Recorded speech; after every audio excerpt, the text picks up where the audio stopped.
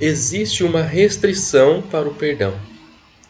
Por exemplo, a partir do momento que a pessoa se arrependeu e chegou em você e pediu perdão, você é obrigado a perdoar. É esse estudo anterior que eu tinha postado, né? Quando a pessoa se arrependeu, chegou em você e pediu perdão. Mas e quando a pessoa não se arrepende? Quando a pessoa não se arrepende, ela nunca vai pedir o perdão. Então você não tem como perdoar, porque a pessoa não se arrependeu e não pediu perdão. Deus faz assim também para conosco. Deus faz assim também. Nós, para recebermos o perdão de Deus, nós temos que nos arrepender de nossos pecados. Só assim, para nós recebermos o perdão de Deus, tem que haver arrependimento. E essa mesma regra espiritual, ela acontece também conosco e o próximo. O próximo pecou contra você, te difamou, te caluniou, fez o mal contra você. Quem difama mata a pessoa com a língua, né? Tenta matar a pessoa com a língua. Porém Deus se levanta e faz justiça e juízo. Mas a pessoa se arrependeu. Ela vai chegar em você e vai falar: Jefferson, me perdoa. Fulano de tal, me perdoa. Eu pequei, falei isso e não é isso. E entende? Aí você é obrigado a perdoar. A partir do momento que a pessoa chegou em você arrependida. É isso que Jesus fala em... Deixa eu só pegar meu óculos, irmãos, porque eu estava lendo e estava gaguejando muito por causa da leitura. Então, vou usar só para ler, tá bom? Eu fico meio estranho de óculos. Lucas 17, versos 3 e 4, diz assim: Olhai por vós mesmos, olhar por vós mesmos. E se o teu irmão pecar contra ti, repreende-o. E se ele se arrepender, perdoa-lhe. Então existe uma condição, existe uma restrição para o perdão.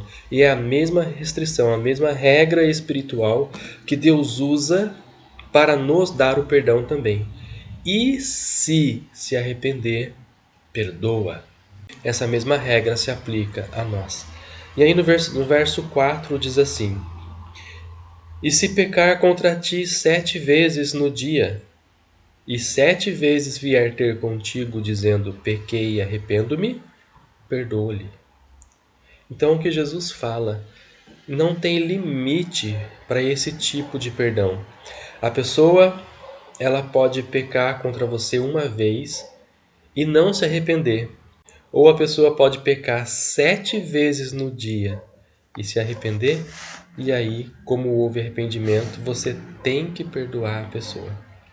Porque senão, quando você se arrepender, os seus pecados também não serão perdoados. Então essa restrição nos mostra a vontade de Deus, o que nós devemos fazer. O que nós devemos fazer? O que Jesus veio fazer aqui na Terra? Ele não veio trazer o reino dos céus? O que ele fala para Pilatos? Ele fala assim: o meu reino não é deste mundo. Porque se fosse deste mundo, os meus servos iriam pelejar e não iriam deixar que eu fosse entregue a ti. O reino dos céus, ele foi expandido até esse mundo através do que Cristo fez na cruz do Calvário. O sacrifício de Jesus na cruz nos trouxe o reino dos céus. E com ele, as leis celestiais. Então lá no céu vai ter leis? Vai. Então existem sim leis espirituais.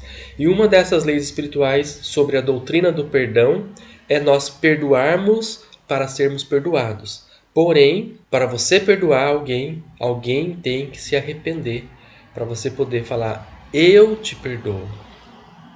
E olha, tem gente que pensa que hoje em dia com a tecnologia, né? Vou mandar uma mensagem para ele e vou pedir perdão pelo celular. Não existe. Você pode até ter comunicação com essa pessoa, mas o perdão tem que sentir o calor ali, tem que ser olho no olho. Eu te peço perdão. Você olha no olho da pessoa, eu te perdoo em nome de Jesus. Não é de qualquer forma. Aí a pessoa fala assim, vou pedir perdão pelo celular. Pega aqui o celular, manda uma mensagem, me perdoa. Só isso. Peço perdão, errei. Onde está o aperto de mão, a aliança? Onde está o olhar no olho, o calor? Onde está? Então, a tecnologia, ela vem, às vezes, ela esfria alguns relacionamentos, né? Então, quando você for pedir perdão para alguém, peça perdão para a pessoa pessoalmente. Fala aí, eu peço perdão para você por isso, isso e isso. E a pessoa vai ter obrigação de te falar, eu te perdoo. Mesmo que o coração esteja sangrando, mesmo que a pessoa ainda não conseguiu no íntimo dela perdoar, ela tem que falar, eu te perdoo. Por quê? Porque a partir do momento que ela liberou isso no mundo espiritual, Deus vai começar a trabalhar no coração da pessoa e o perdão de fato vai acontecer. Então é preciso liberar isso no mundo espiritual para você também conseguir perdoar alguém. Irmãos, que chave espiritual tremenda essa chave que Deus nos deu aqui, né? Temos um outro versículo aqui também que fala em 2 Timóteo, capítulo 4, versículo 16 a 18. Versículo 18: E o Senhor me livrará de toda má obra e guardar-me-á para o seu reino celestial, a quem seja glória para todo sempre. Amém. Então olha só, o reino celestial, ele nos guardará para o reino celestial. Nós estamos aqui para aprendermos as leis espirituais, colocarmos em prática, para nos guardar para o reino vindouro, o reino celestial, o reino que virá e que foi derramado o sangue de Jesus ali para nos redimir, para nos comprar. Com o próprio sangue ele nos comprou para que nós possamos estar indo para esse reino. Então, o assunto de hoje, meus amados, eu vou falar sobre essa segunda parte da doutrina do perdão, né? Vou trazer um exemplo bíblico. Um homem que não recebeu o perdão porque não se arrependeu. Esse homem é Jorão. Tem alguns outros fatos na Bíblia também, mas esse Jorão aqui eu peguei de exemplo para nós, né? Temos também uma outra parte do perdão, que é a gratidão. Quando você recebe o perdão, você tem que ser grato a Deus. A Bíblia fala lá em Lucas capítulo 7, e versículo 36. Fala sobre o vaso de alabastro. A quem muito é perdoado, muito é grato. Porém, para Deus, não existe pecadinho e nem pecadão. Quando Deus perdoa alguém, é para a pessoa ser grata igualmente. E Deus questiona isso. Lá em Lucas, capítulo 7, versículo 36, nos traz também uma chave espiritual sobre isso, um aprendizado sobre isso. A mulher quebrou o vaso de alabastro, ela era grata, ela estava na posição certa de gratidão. Porém, aquele que foi pouco perdoado foi pouco grato, e ele deveria ser grato igual aquela mulher que quebrou o vaso de alabastro. Somos obrigados a perdoar, tá bom? Porque se nós não perdoarmos, também Deus não perdoa os nossos pecados. Porém, nós temos essa lei espiritual também, que só devemos perdoar a quem se arrependeu. Porque essa é a mesma regra que Deus usa para perdoar o pecador. Somente se ele se arrepende. Então são leis espirituais, são chaves espirituais que nós temos que aprender e colocar em prática. Deixa eu só ver uma coisa aqui. Tem essa restrição para o perdão. Tá? A pessoa que te feriu, se ela não se arrepender, ela não vai ser perdoada. E a marreta, porque o juiz tem um martelo, que o juiz bate um martelo, né?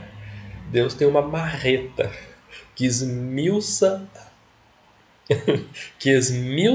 a pedra. Então a marreta de Deus ela vai descer. É a punição, tá?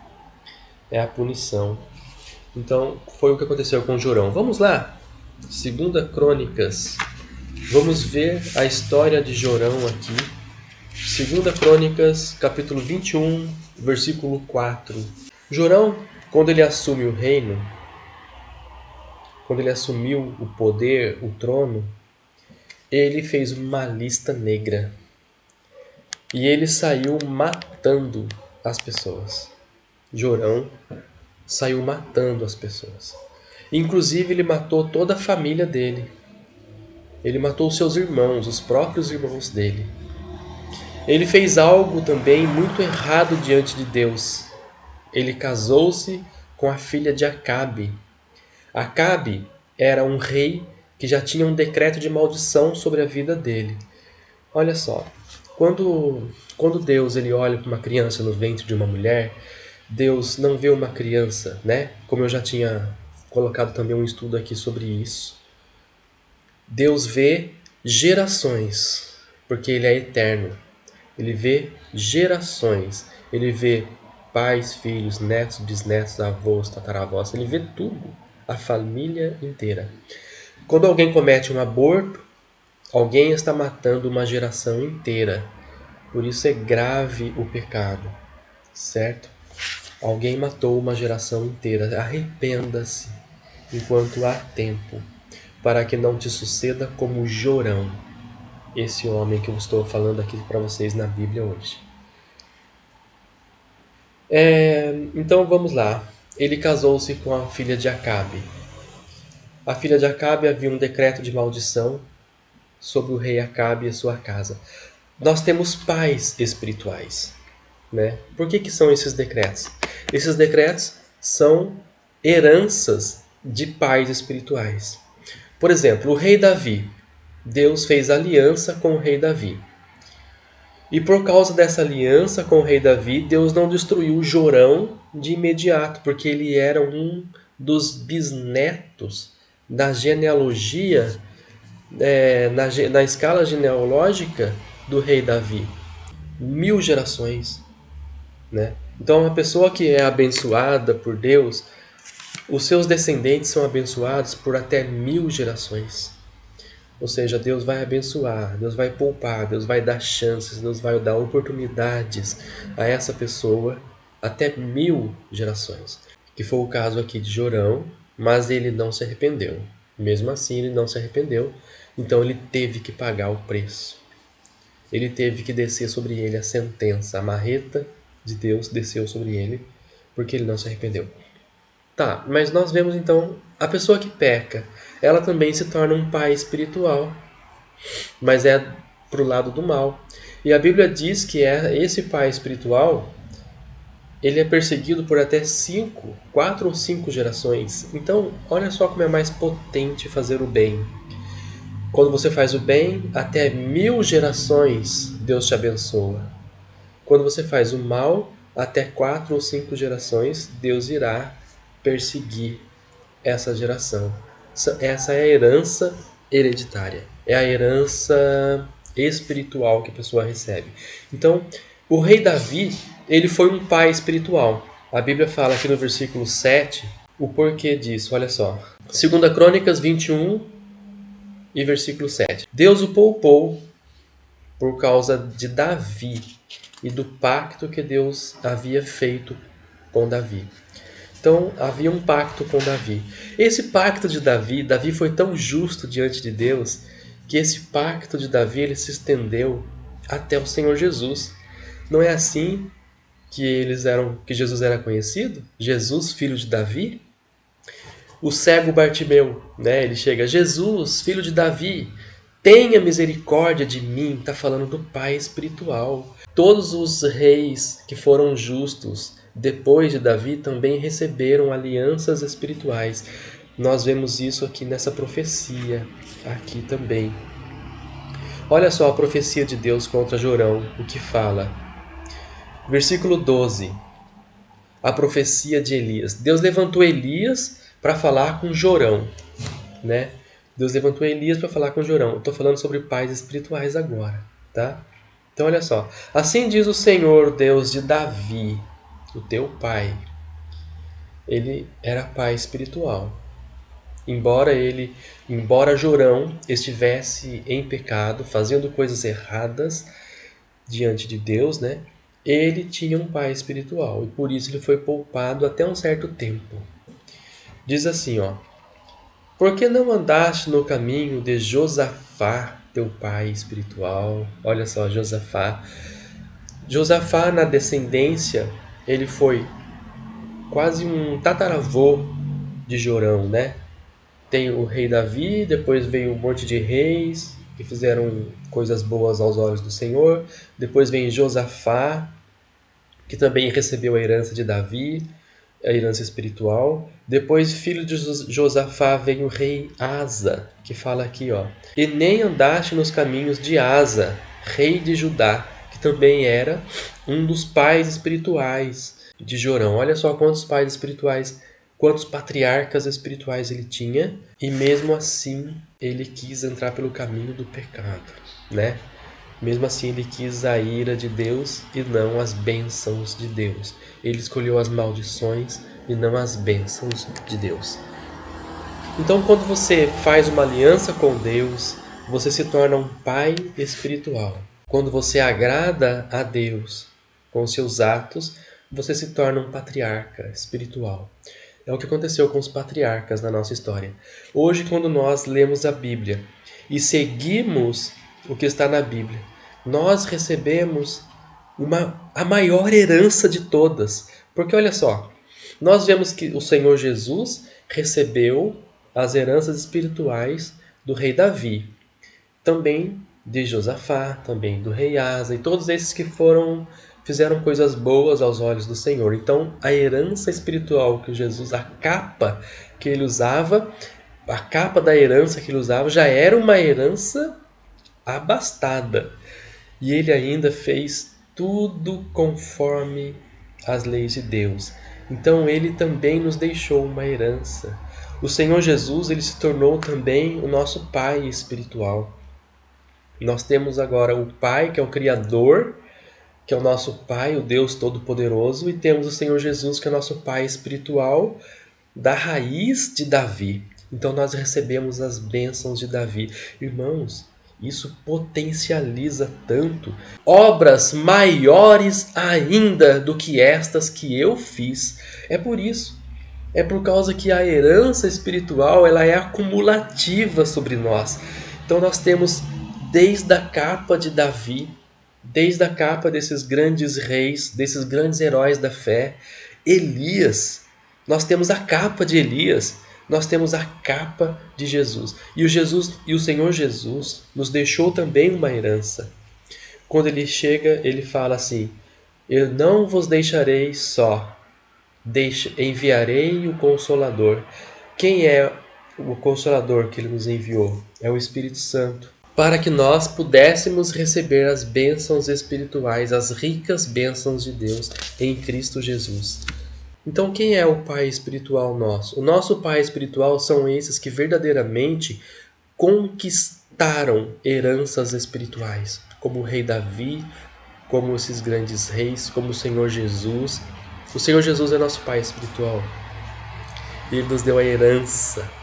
E se nós tomarmos posse dessa herança, faremos obras maiores ainda, assim como o Senhor Jesus fez obras maiores ainda do que o seu pai Davi. Assim como o Senhor Jesus fez obras maiores ainda, a herança ela aumenta, ela é crescente, ela aumenta.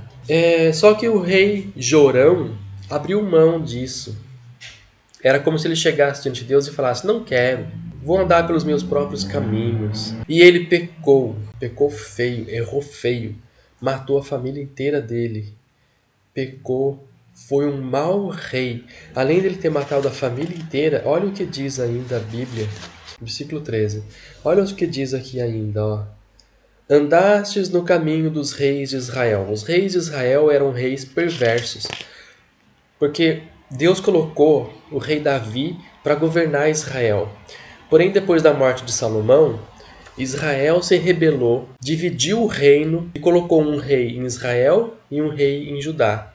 Então os descendentes de Davi continuaram a reinar em Judá. E os reis de Israel, que não tinham nada a ver com Deus mais, reinaram em Israel. E todos os reis de Israel fizeram mal aos olhos de Deus, porque eles pecaram, eles não andaram na lei do Senhor. Já os reis de Judá, eles guardavam a lei de Deus, guardavam o mandamento de Deus. Porém, algumas exceções de alguns reis que seguiram os costumes dos reis de Israel, que era deixar Deus de lado e continuar no pecado. Então a Bíblia fala aqui no versículo 13, andastes no caminho dos reis de Israel e fizeste com que Judá e os habitantes de Jerusalém prostituísse à semelhança da casa de Acabe. E também mataste teus irmãos da casa de teu pai, os quais eram melhores do que tu. Então aqui foi uma repreensão. Deus ele vai sempre nos repreender, ou na palavra de Deus, você abre a Bíblia, Deus fala com você, vai ter uma repreensão ali. Quando você vê uma repreensão de Deus na Bíblia ou na palavra, você imediatamente se arrependa e peça perdão. Não faça como esse rei aqui, esse rei Jorão, que não se arrependeu. Então se arrependa, seja sensível a isso, se arrependa. Para você receber o perdão de Deus, se arrependa. Perdoa o teu próximo também quando ele se arrepender, para que você também não seja impedido de receber o perdão de Deus, certo? Isso atrapalha de receber o perdão de Deus. Só você não perdoar aquele que se arrependeu também. Então não é somente aquele que você tem. Você não tem que perdoar qualquer um. Não, a pessoa pecou contra mim, não se arrependeu e eu tenho que perdoar essa pessoa? Não, se a pessoa não se arrependeu, não pediu perdão, você não tem que perdoar. E peça ao Espírito Santo que ele te lembre. Senhor, me faça lembrar se eu ofendi alguém e não pedi perdão porque eu quero me arrepender, eu quero pedir perdão.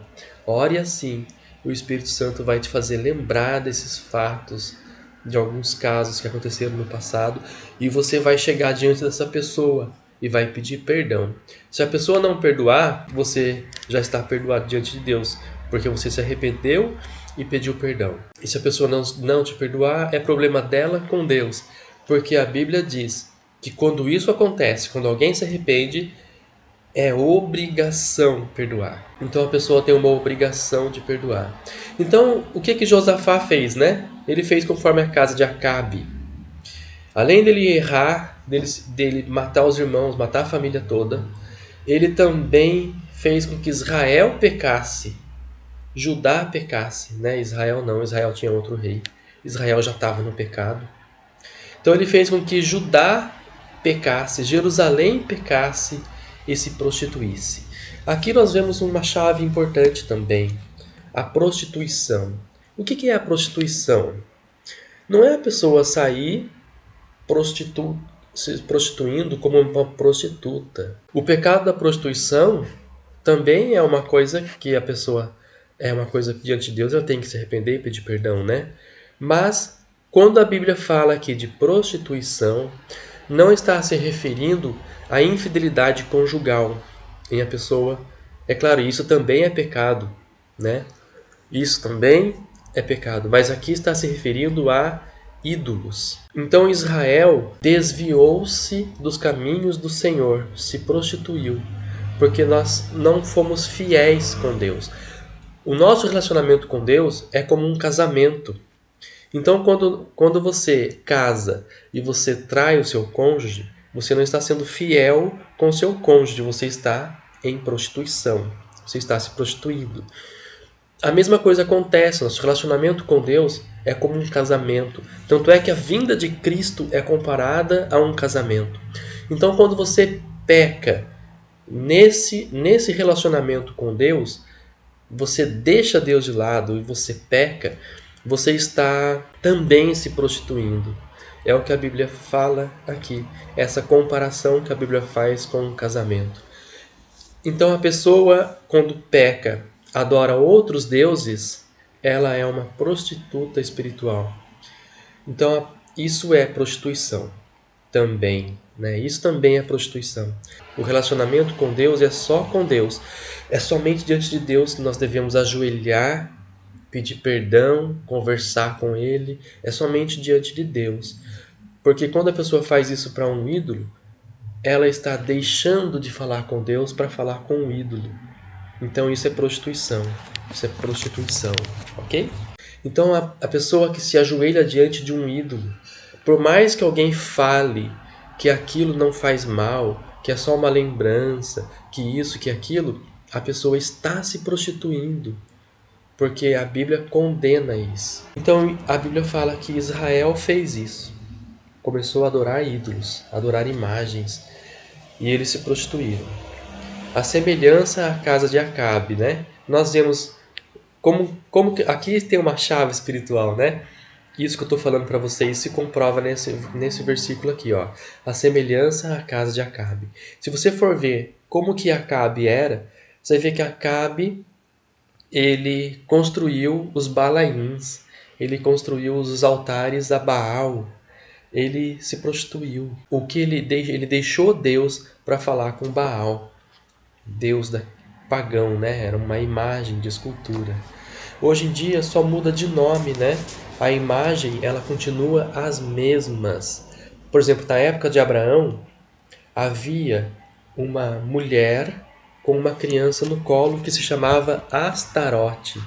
Na época de Abraão, era um ídolo. Hoje em dia, apenas mudaram o nome. Eles pegaram símbolos. Olha só que perigo que é isso, irmãos. Olha como o inferno eles planejam para confundir as pessoas. Eles pegaram aquela deusa antiga da época de Abraão, que era uma mulher com uma criança de colo, e mudaram o nome. Agora passou a ter símbolos cristãos, símbolos do cristianismo. Então, por isso que Deus fala assim: não façais para vós imagens de escultura, nem do que há embaixo na terra, nem do que há em cima nos céus, nem do que há nos rios, nos mares. Como o Senhor Jesus nasceu de mulher e teve uma mulher que o pegou no colo, só mudou de nome. Esse ídolo já existia na época de Abraão. Olha o perigo disso. Chamava-se Astarote naquela época, né? Já existia. Então o inferno é sagaz, o inferno é astuto. Então o inferno eles pegaram símbolos cristãos, símbolos religiosos, como por exemplo coisas sagradas para nós, como por exemplo o Senhor Jesus, a mãe de Jesus, os santos apóstolos. Pegaram esses símbolos que são símbolos sagrados para o cristianismo e transformaram em imagem, para que as pessoas pudessem estar ali fazendo as petições a essas imagens e não a Deus. Não farás imagem de escultura, nem do que há em cima no céu, nem do que há embaixo na terra, e nem do que há nos oceanos. É justamente para não ter mesmo essas imagens que Deus fala isso, né? Deus falou isso. Por quê? Porque isso é idolatria. Isso é prostituição. Então nós vemos lá em Apocalipse uma igreja que se apostata da fé. E essa igreja, ela está assentada sobre a besta. Por quê? Porque lá em Apocalipse fala uma mulher assentada sobre a besta, e era uma mulher prostituta. Olha só para você ver a interpretação dessa visão de João, né? A mulher prostituta, a mulher assentada sobre a besta, é justamente um povo, uma igreja que é prostituta, ou seja, que prostituiu-se diante de Deus. Isso é muito sério, isso é muito perigoso no mundo espiritual, e isso é prostituição diante de Deus. Por isso que a visão de João lá em Apocalipse, João viu uma besta que se levantava do mar e uma mulher assentada sobre a besta. Isso está falando de uma igreja apostata que desviou-se dos caminhos do Senhor para seguir imagens. Depois se levanta uma outra besta, que é uma besta vermelha, e também uma mulher assentada sobre essa outra besta. E a Bíblia diz que essa mulher assentada sobre essa outra besta mata a mulher que estava sobre a primeira besta. O que isso significa? A besta vermelha, como eu tinha falado aqui antes, um estudo sobre os povos que usam bandeira vermelha. Isso eu fiz de propósito. Eu deixei isso como se fosse uma lacuna, sem explicação, para que vocês pudessem entender quando eu falasse sobre isso. Os povos de bandeira vermelha, quem são? São esses povos da segunda besta, a besta vermelha do Apocalipse. Essa besta vermelha, ela mata a mulher que estava sobre a primeira besta, ou seja, os idólatras, os que se prostituíram, que estavam amontados sobre a besta. Por que é montado sobre a besta? Quando você monta num cavalo, aonde o cavalo vai, você vai, né? Você está seguindo esse cavalo. Você está montado sobre ele. Por isso que a visão fala da mulher montada sobre a besta. Ela estava seguindo, embora ela não estivesse consciente daquilo, ela não estivesse andando com as próprias pernas, ela estava montada. A besta ia onde ela ia, a mulher ia também. Então, esses povos de bandeira vermelha são a segunda besta que se levanta agora em nossa geração. E o que eles fazem? Eles matam cristãos, que são esses povos que estavam assentados sobre a primeira besta. Nós não estamos mais assentados sobre a primeira besta, nós já estamos livres de Babilônia. A partir do momento que nós entendemos isso e nós começamos a seguir somente a Deus, nós somos libertos disso. Então não vão conseguir nos matar mais. Mas esses povos de bandeira vermelha, né, que eu falo num estudo aqui, o que são esses povos de bandeira vermelha? Quem são eles? São todos esses que matam cristãos. Existem satanistas que se infiltram nas igrejas. Quem são esses que estão fazendo isso? São os povos de bandeira vermelha, são os satanistas, são esses que matam cristãos degolados. Então esses povos são os povos na profecia de João, do Apocalipse, que estão assentados sobre a segunda besta, a besta vermelha. Isso é muito sério. Isso é muito perigoso, né? E se você está com Deus, você não segue mais a idolatria. Você não é mais uma prostituta espiritual, porque você saiu disso e agora você está com Deus. O mal não tem efeito contra você. Essa legalidade, o mundo espiritual não tem essa legalidade quando você está nos caminhos do Senhor. Então todo mal que fizerem contra você cai por terra. São as asas da proteção de Deus protegendo. Como já tinha falado sobre as asas de Deus aqui, né? Deus, ele nos protege, como a galinha protege os pintinhos. Então é como se ele tivesse estendido as asas para nos proteger, como se ele tivesse a capa de Deus. Ele faz assim com a capa e nos protege. Isso é a proteção, a asa de Deus, né? Essa capa espiritual, essa capa em que nos dá as ricas bênçãos espirituais. E se nós andarmos na obediência também, nós também seremos pais espirituais e teremos uma capa para passar para as nossas gerações. E também, por ser acumulativa, faremos ainda obras maiores até mesmo do que nosso Pai espiritual, o Senhor Jesus, fez para nós. No versículo 14, então nós vemos aqui, voltando aqui, nós vemos no versículo 13 que Jorão não se arrependeu e ele se prostituiu, né? E ele fez o que era mal aos olhos do Senhor. Havia uma sentença sobre a casa de Acabe e agora havia uma sentença sobre a casa de Jorão. Porque olha só o que Deus fala na profecia, versículo 14. Versículo 14. Eis que com grande praga o Senhor ferirá o teu povo e os teus filhos. Olha só, aqui fala claramente, os teus filhos, o teu povo, né? As pessoas que estão ali no convívio social, os descendentes dele, os filhos, as tuas esposas e todos os teus bens. Então a herança espiritual Ela abrange os nossos filhos, a esposa e os bens. A herança espiritual também das ricas bênçãos dos céus também se estende à nossa esposa, a nossos filhos e aos nossos bens. Também é da mesma forma, tá? Então, a mesma medida também acontece, tanto para nos abençoar quanto para amaldiçoar. E quem amaldiçoa não é nós, é Deus. Quem amaldiçoa, quem amaldiçoa a pessoa é Deus.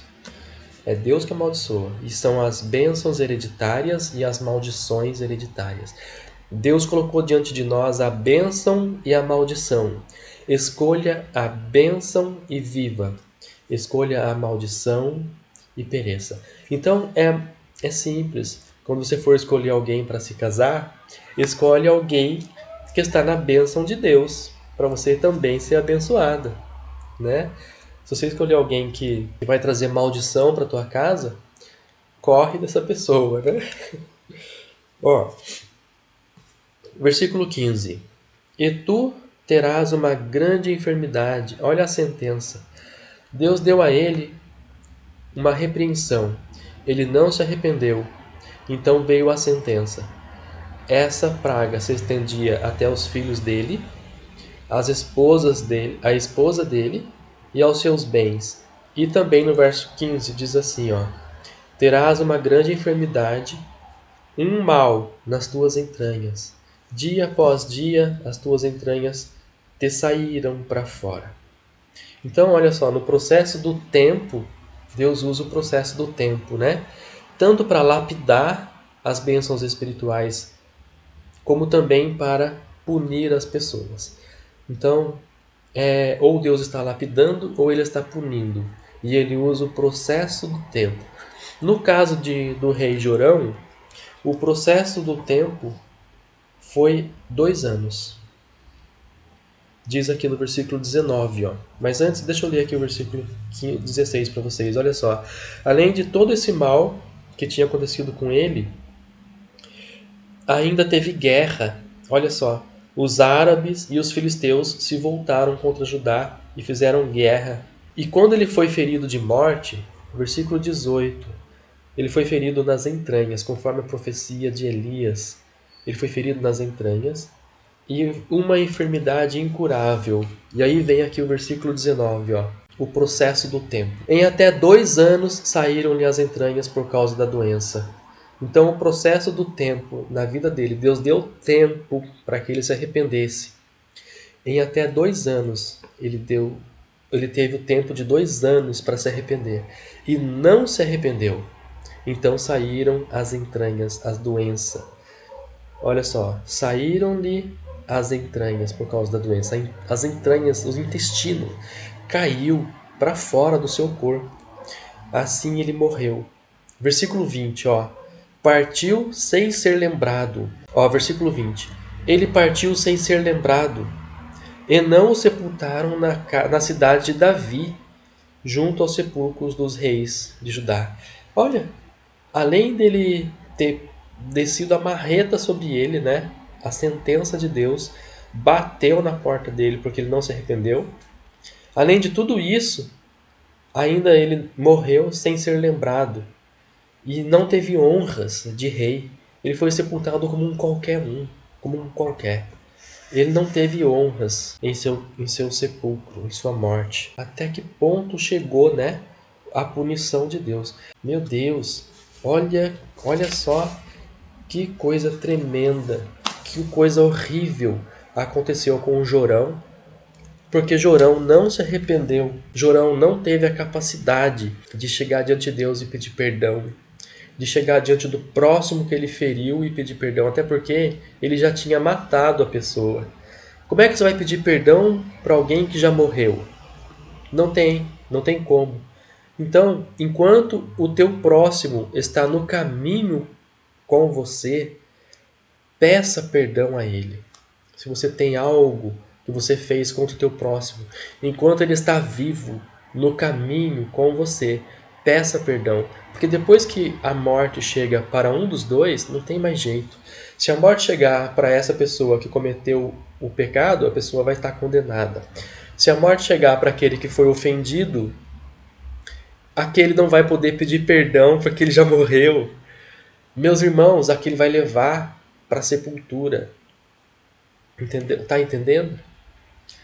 Então, quando a pessoa mata alguém, por isso que a Bíblia fala, não matarás. Não matarás. É uma ordenança de Deus. É uma lei de Deus. Não matarás. Quando a pessoa mata, como é que ela vai pedir perdão? A pessoa já morreu, né? Não tem como. Vai pedir perdão para Deus e vai crer na misericórdia de Deus. Como o apóstolo Paulo, né? O apóstolo Paulo matou muitos cristãos até que ele teve um encontro com Deus legítimo e aí ele pediu perdão e se arrependeu. E então a gente vê como Deus usou. Porém, o apóstolo Paulo, ele sofreu. Sabia que o apóstolo Paulo foi apedrejado, ele foi tido como morto e depois ele ressuscitou e voltou à vida porque ele tinha mais coisa para pagar? Nós vamos ver que o apóstolo Paulo ele sofreu várias vezes. Ele foi tido como morto. Porém, ele levantou, bateu a poeira e continuou pregando o evangelho, porque ele tinha que pagar por todos os pecados que ele fez. Então, a pessoa, ela, ela, ela se arrependeu de ter matado. Sim, mas ela vai ter que pagar por isso. E essa punição é Deus que faz. O apóstolo Paulo foi um grande expoente da fé no cristianismo, mas ele matou muitos cristãos antes dele. Então ele teve que passar por muitas provações para ser redimido. Ele foi um dos apóstolos que mais teve intimidade com Deus, que mais revelou o oculto, o escondido e o secreto do relacionamento íntimo com Deus. Então o apóstolo Paulo, ele teve intimidade com Deus, teve experiências com Deus? Sim, ele teve. Mas ele teve que pagar. E a Bíblia fala que ele tinha um espinho na carne. Então, o espinho na carne era essa sentença de Deus sobre a vida dele, por ele ter matado muitos inocentes. Então, ele tinha esse espinho na carne. Ele tinha que pagar aquilo. Ele tinha que pagar aquilo. E ele pagou na própria carne dele. Por isso que ele fala o espinho na carne, né? Nós vemos também aqui na Bíblia um caso de perdão de um pecado. Tem muita gente que pensa assim, né? Se eu cometer um pecadinho e se eu cometer um pecadão, não existe isso no mundo espiritual. No mundo espiritual existe pecado. Então, o pecado no mundo espiritual é pecado. A pessoa pode pecar com um pecado simples, como uma difamação. Ou ela pode pecar com um pecado mais que ela pode pensar que é um pecado maior, né? Mas para Deus é pecado, tudo é pecado. O que é pecado? Pecado é transgressão da lei. Transgrediu a lei de Deus, é pecado, está pecando, está em pecado, né? E nós vemos aqui na Bíblia, em Lucas capítulo 7, versículo 36, o vaso de alabastro. O que acontece aqui, né? Nós temos aqui dois casos. Um caso que foi muito perdoado e um caso que a pessoa se sentiu pouco perdoada. Porém, o que Deus esperava dos dois casos era a mesma gratidão. Porque para Deus, como eu já disse, né, não existe pecadinho nem pecadão. A pessoa que se arrepende do pecadinho, que ela pensa que é um pecadinho, mas para Deus continua sendo pecado, é a mesma pessoa que se arrepende de um outro pecado, que ela julga ser um pecado maior, mas que para Deus é pecado.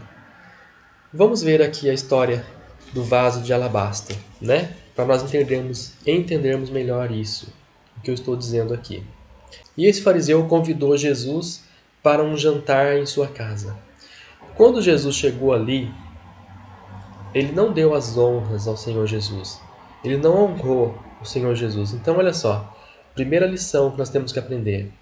Jesus, quando ele vem morar em nosso coração, nós temos que honrá-lo. temos as honras para oferecer a Ele. Naquela época, quais eram as honras? Lavar os pés, ungir a cabeça com óleo. Hoje em dia, quais são as honras? Você obedecer a palavra de Deus. Isso é uma honra. Quando você obedece a palavra de Deus, você está honrando a Deus, né? Isso é uma honra. Você se humilhar, orar, isso é a honra, né? Diante de Deus. Você se humilhar, orar. Também você fazer ofertas voluntárias, né? Ajudar o próximo, ajudar o pobre. Isso são honras diante de Deus, né?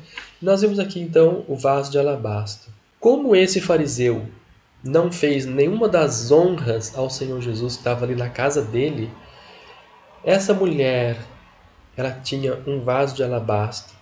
Ela quebrou esse vaso aos pés de Jesus, enxugou com os cabelos, ou seja, ela lavou os pés de Jesus. As honras que aquele fariseu deveria ter dado a Jesus, ele não deu, e essa mulher fez. Ela pegou, beijou os pés de Jesus, lavou e enxugou com seus próprios cabelos. Irmãos, esse vaso de alabastro, a Bíblia fala aqui em Lucas, no capítulo 7, que ele custava o salário de um ano de trabalho.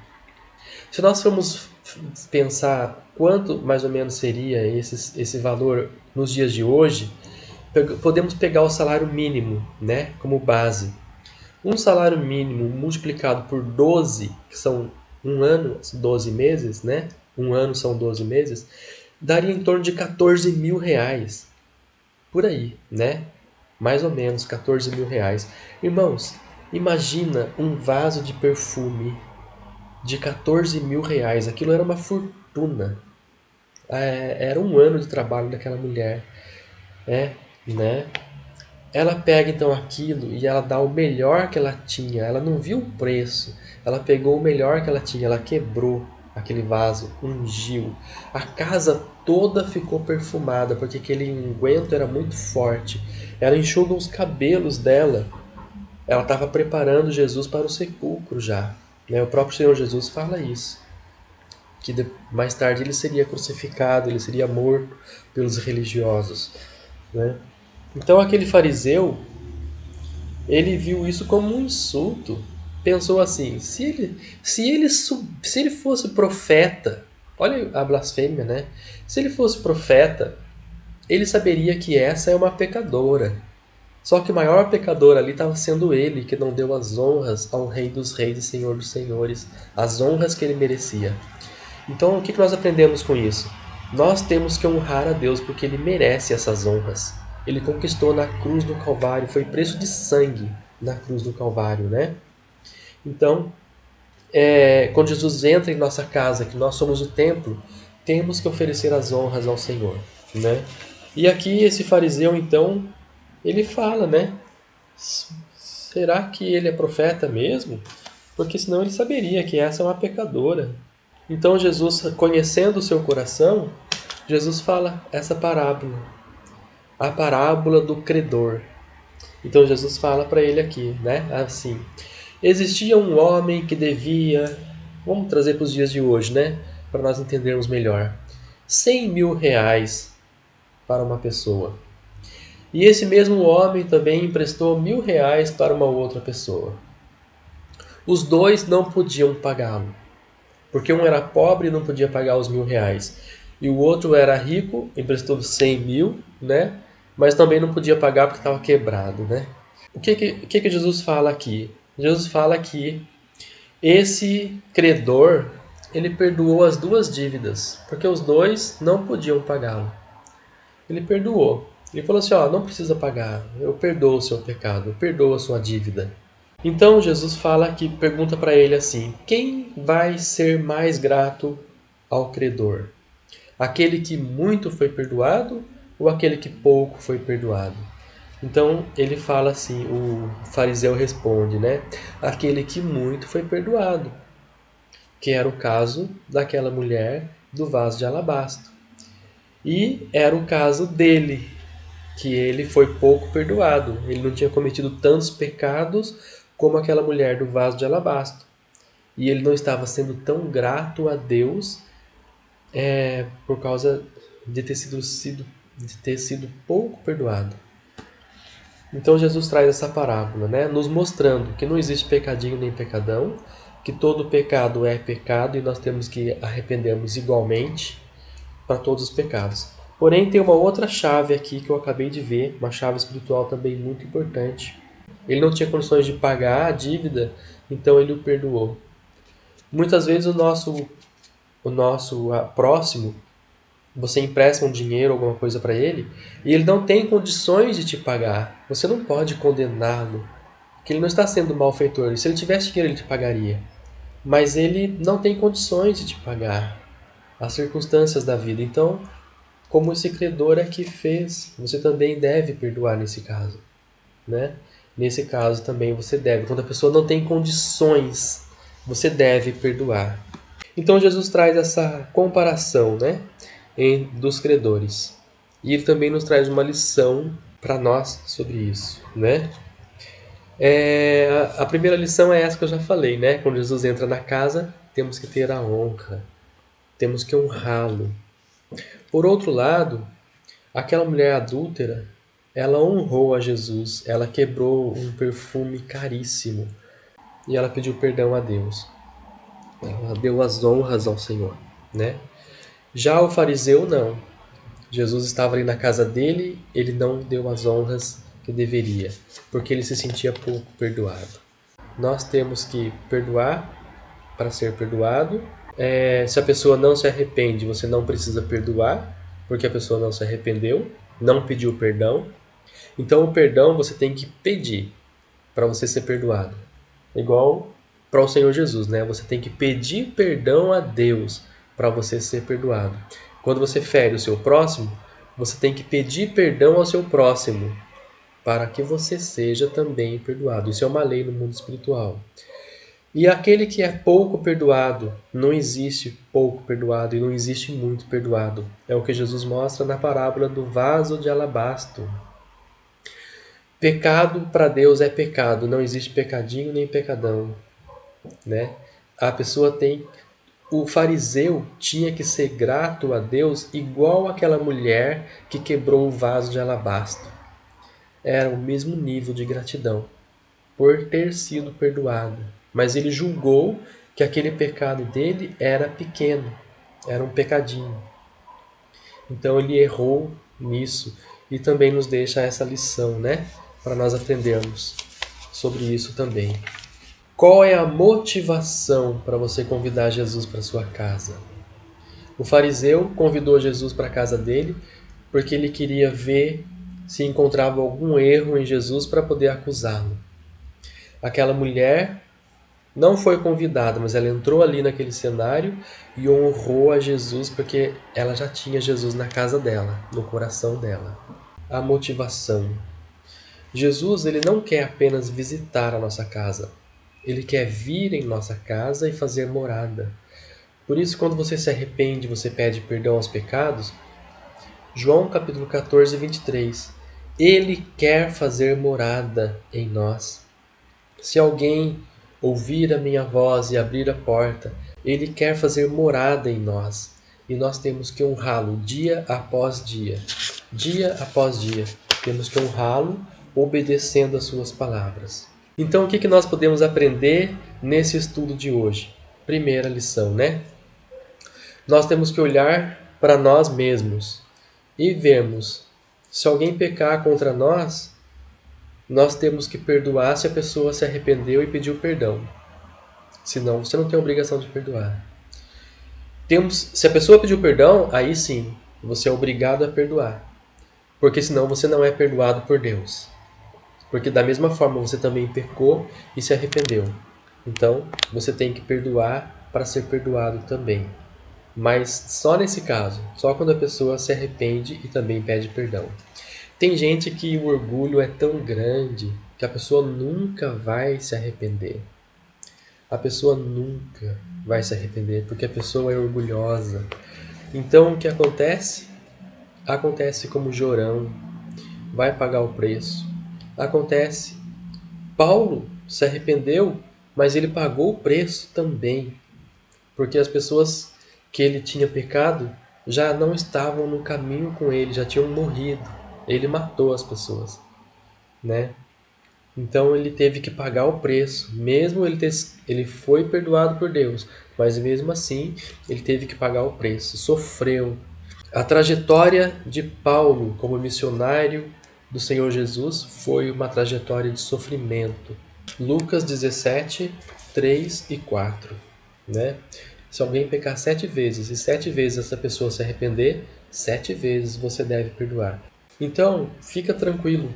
O ímpio, ele te fere em oculto, ele faz um monte de coisa para você, mas se ele não se arrepender, você não vai vê-lo mais. Foi o que aconteceu com Faraó, né? Faraó ali perseguindo o povo de Deus, o mar vermelho se abriu, Deus fala para Moisés assim: não se preocupe, você nunca mais irá vê-los. Por quê? Porque eles foram para o inferno. Eles não se arrependeram. Não tiveram chance de se arrepender. Eles foram para o inferno.